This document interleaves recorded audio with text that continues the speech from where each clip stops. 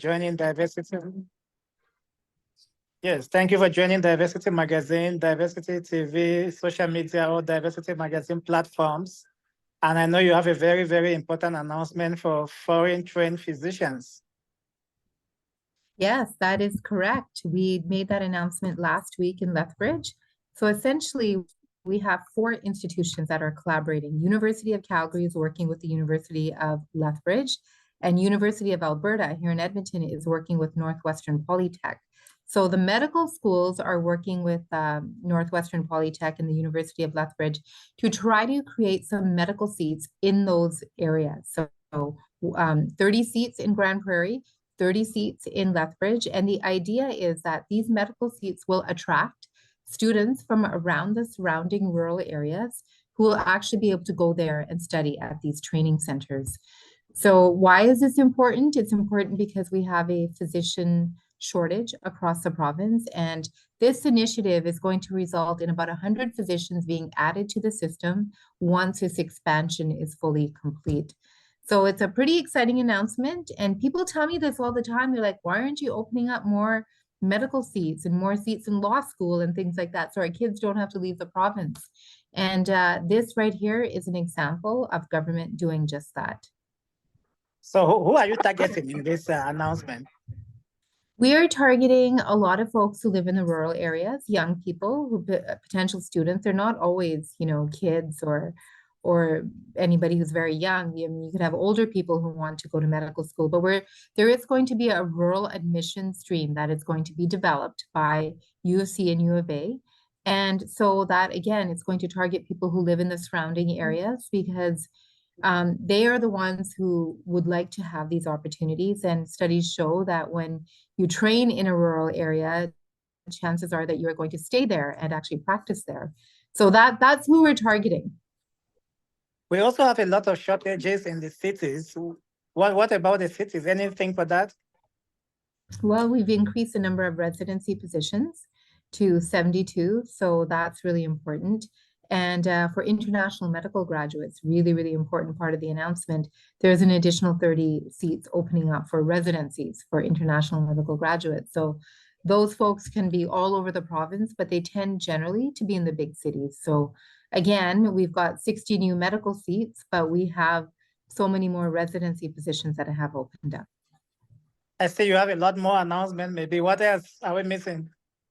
Well, we had a really good budget. Actually, budget 2024 was excellent. We had so many capital announcements.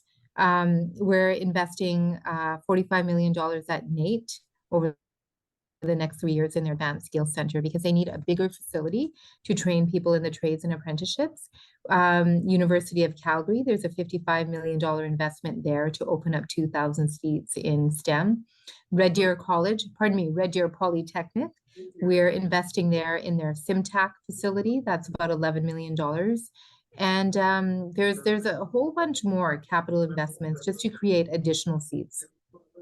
So it would be fair for our Diversity Magazine audience, who are mostly people from multicultural communities and newcomers, to also ask, they will be able to ask the question, this is the turn of the physicians. When are we going to have the turn of other professionals who are struggling to get into their field of expertise in their home countries before coming to Canada?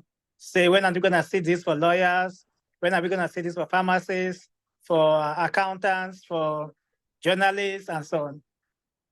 Well, you know what I'm seeing actually as I'm touring the post-secondaries is the level of diversity in their programs, right? So I see a lot of children who are from obviously, first generation or international students, and they are, in all facets and all different disciplines that are offered in these universities. When I went to a convocation at U of C, their engineering class, it's probably the most diverse class I've ever seen.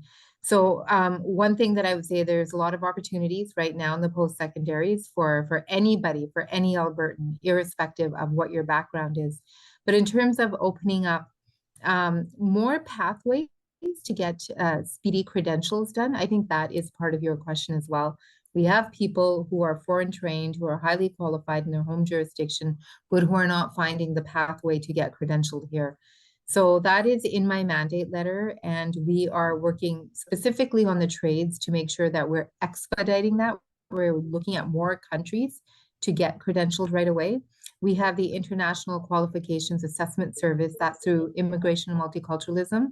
They do that credential assessment service that will help provide this pathway to people who are looking to understand what does it take. Like if you're a lawyer from Ghana, for example, does it, once you get your credentials assessed, does it mean you have to take additional courses?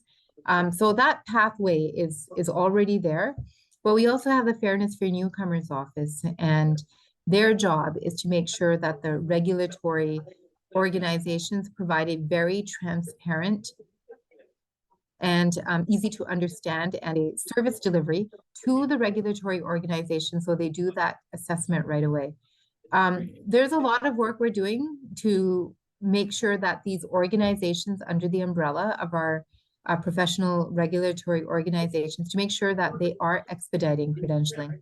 Like I've spoken to APEGA too. I said, what is your pathway for foreign trained engineers? How are they going to get to work more quickly? They've done some good work to make it faster, to streamline that time. So this is what I can tell you that we're doing right now. We still have a lot of work to do, but we've come miles and miles ahead of where we were in 2019. Thank you, Minister Shawnee. Anything else before I let you go? You're busy.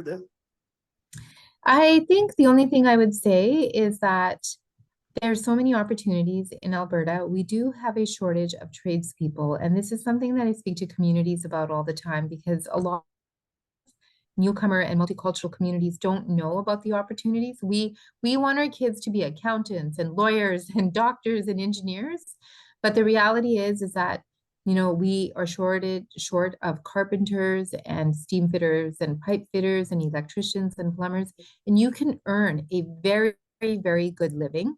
And you can be an entrepreneur, you can open up businesses. And in fact, some of the wealthiest people I know are tradespeople who have opened up businesses and hired other people.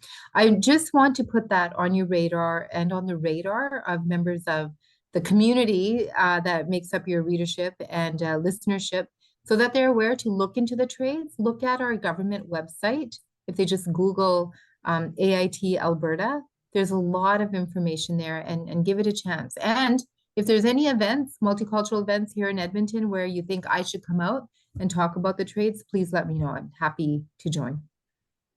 Thank you very much. Have a very, very wonderful weekend, wonderful evening. Thank you very much. It's good to see you again. Take good care. Take care. Take care, Okay, Jen. bye-bye. Enjoy.